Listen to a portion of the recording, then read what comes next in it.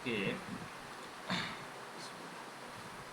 মানে আমরা হচ্ছে যে প্রশ্নের যে নাম্বার বিভাজনটা, অর্থাৎ মানে মানব বন্টনটা দেখি যে ব্যাকরণে 30 নাম্বার, ব্যাকরণে কি 30 নাম্বার, যেটাতে 30-এ 30 পেতে হবে অ্যাট এনি কস্ট অফ নাই।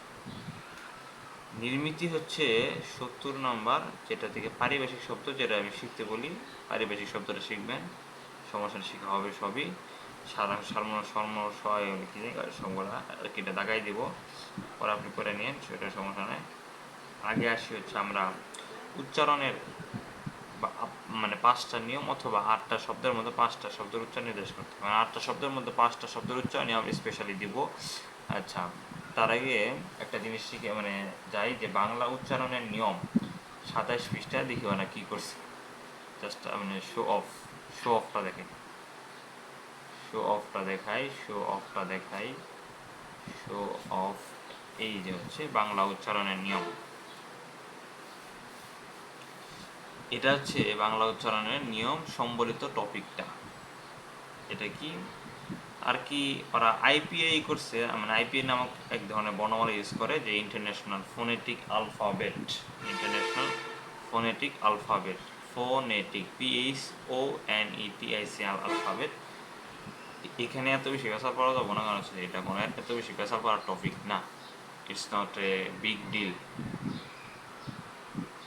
দেখেন হচ্ছে যে জিনিসটার নাম হচ্ছে কি বাংলা উচ্চারণের নিয়ম, জিনিসটার নাম হচ্ছে বাংলা উচ্চারণের নিয়ম। আমি কিছু কিছু সময় জাস্ট বইটা পড়বো, কী কারণে, যে মানে দেখবো মানে সবগুলো নিয়ম ঠিক মতো গেতেছি না, কারণ যদি উল্টা পাল্টা হয় পরে আরেক জ্বালা।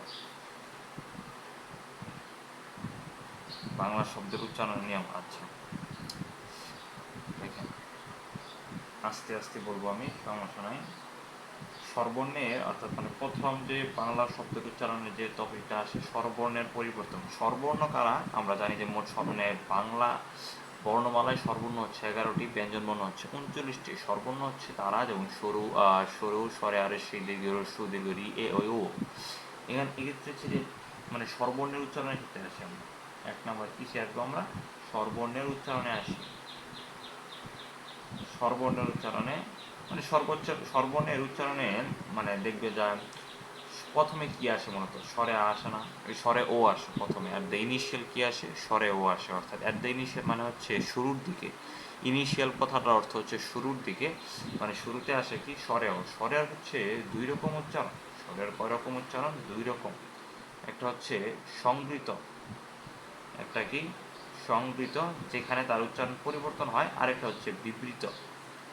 বিবৃতিতে উচ্চারণ একই, দেখো সংবৃততে এর উচ্চারণটা ও, মানে ও এর মতো হয়ে যায়, ও এর মতো হয়ে যায়। বিবৃতিতে এর উচ্চারণটা হয় সেম থাকে, অর্থাৎ বিবৃতিতে উচ্চারণের তারতম্য ঘটে না, বাট শরীয়তে মানে সংগীতের ক্ষেত্রে এটা পরিবর্তন ঘটে। এই কথাটা আমি এক্স্যাক্টলি বোঝাতে মানে চাচ্ছি আপনাকে। আমি কি বোঝাতে চাচ্ছি, I am going to say again. স্বরেও এর উচ্চারণ হচ্ছে 2 রকম, একটা সংবৃত ও বিবৃত। সংবৃত এবং বিবৃত, সংবৃতের ক্ষেত্রে উচ্চারণের মানে ভিন্নতা ঘটে, বাট বিবৃতের ক্ষেত্রে উচ্চারণের ভিন্নতা ঘটে না, ভিন্নতা ঘটে না। যেমন হচ্ছে যে এটা যে উদাহরণটা মানে ওরা যেটা দিছে, সবসময় ছোটোবেলা থেকে আমরা মানে এই উদাহরণটা দেখছি, যে অতি, অতি মানে অতি হচ্ছে মানে মূল শব্দ। এটা যদি মেইন উচ্চারণ চিন্তা করি, তাহলে এটা কী হবে, উচ্চারণ যে অতি, অতি, কোনো ডিফারেন্ট আছে, অতি। আপনি যদি সঠিকভাবে উচ্চারণ করতে পারেন তাহলে দেখবেন এটা অতি আসে। কারণ হচ্ছে বাংলাদেশের মানুষ তো আসলে স্ট্রিকচার মানে ওইরকমভাবে টাং আউট করতে পারে না। বাট হচ্ছে আপনি যদি কলকাতা দেখেন, কলিকাতা, সেখানকার মানুষের ভাষাটা হচ্ছে মূল মানে আসল সংস্কৃত ভাষা ইউজ করে, সেই জন্য মানে হচ্ছে যে আপনাকে সঠিক উচ্চারণটা করাটা শিখতে হবে। বিবৃত ক্ষেত্রে যেমন হচ্ছে অনেক, বিবৃত ক্ষেত্রে অনেক, এখানে তো উনেক হয় না, উনেক হয় যে অতির মতো কি আসে, ও আসে না, এখানে অনেক অনেকই থাকে। তার মানে এই ক্ষেত্রে এই উচ্চারণের কোনো ব্যাঘাত ঘটে নাই, ব্যাঘাত ঘটে নাই বা পরিবর্তন হয়নি, পরিবর্তন হয়নি। 1 নম্বর নিয়মটা হচ্ছে কি স্বরবর্ণের উচ্চারণ নিয়ে কথা বলতেছি আমি এখন, স্বরবর্ণের উচ্চারণ নিয়ে কি করতেছি, কথা বলতেছি। আচ্ছা দেখি,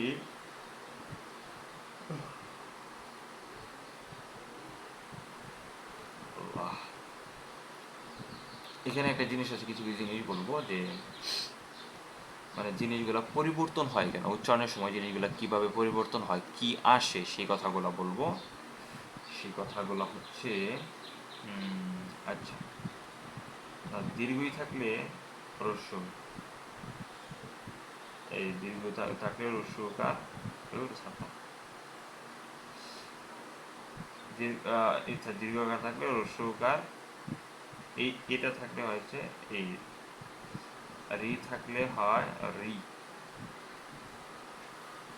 আর হচ্ছে মানে পরিবর্তনটা এর ক্ষেত্রে, মানে এর ক্ষেত্রে হচ্ছে যে দেখেন এই জিনিসগুলো হচ্ছে মানে ওই যে কীরকম ন্যারেশনের মধ্যে আমরা কিছু জিনিস পড়ছিলাম না, যে নাও থাকলে দেন হয়, এরকম টাইপের আর কি। মানে আমি জাস্ট বোঝানোর জন্য যে মানে কীভাবে আসলো, এটা কোন রিজন, তাই মানে কোন রিজনের মতো, আমি সেই জন্য আর কি বললাম যে ন্যারেশন আমরা পড়ছিলাম যে নাও থাকলে দেন হয়, ইয়েস্টারটা থাকলে দ্য প্রিভিয়াস ডে, এইরকম টাইপ থেকে আমি এই জিনিসটা নিয়ে আসলাম।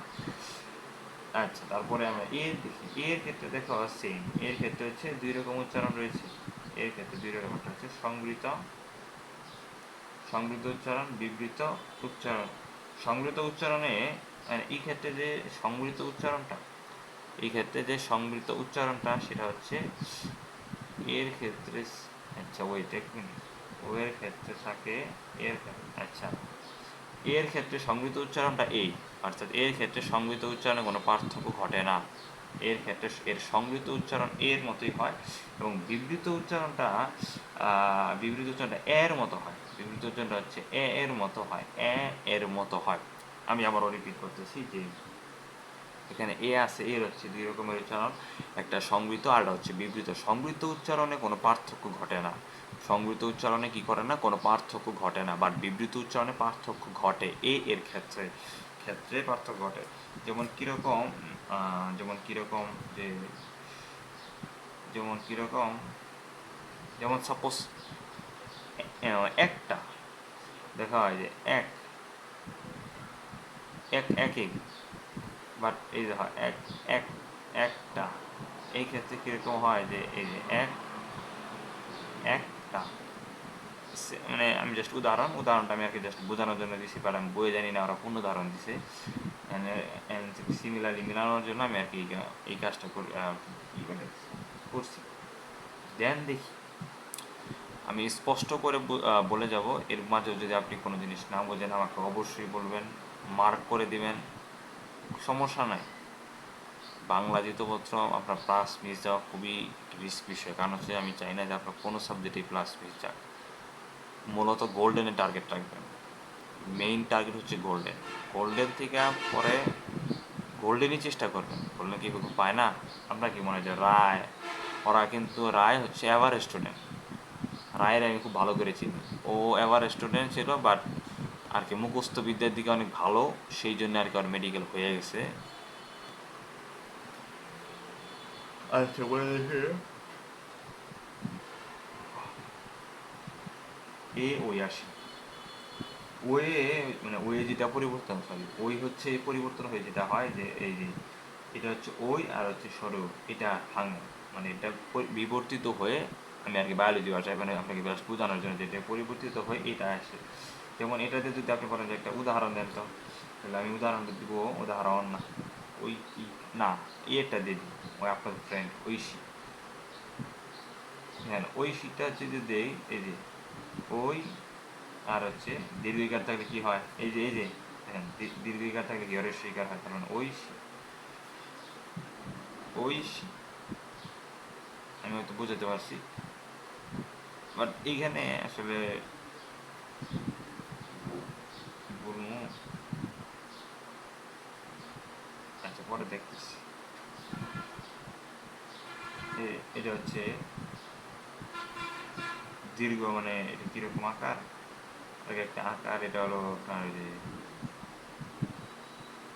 ইউজ করা, যে জানেন বলো, এই ধরনের চিহ্নটা থাকলে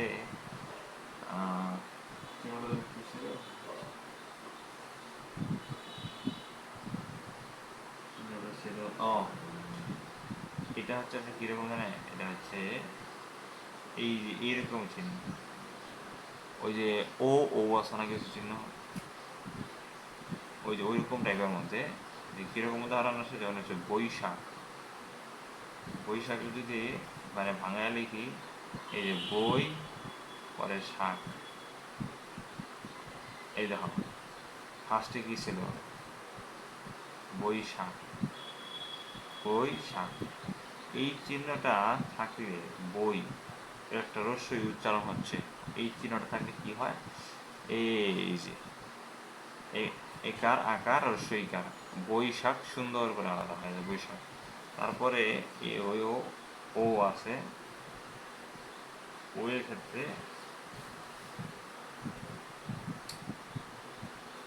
মানে এটা হচ্ছে এটার আর কি মানে কীরকম রূপ যেন সংক্ষিপ্ত রূপ আছে না, সংক্ষিপ্ত রূপও বলবো না, জাস্ট প্রকাশ করে, মানে একটা বাক্যে তো বিভিন্নভাবে ইউজ হতে পারে, এই কারণে সেই হিসেবে আর আর কি মানে যেভাবে প্রকাশ করে নিজেকে।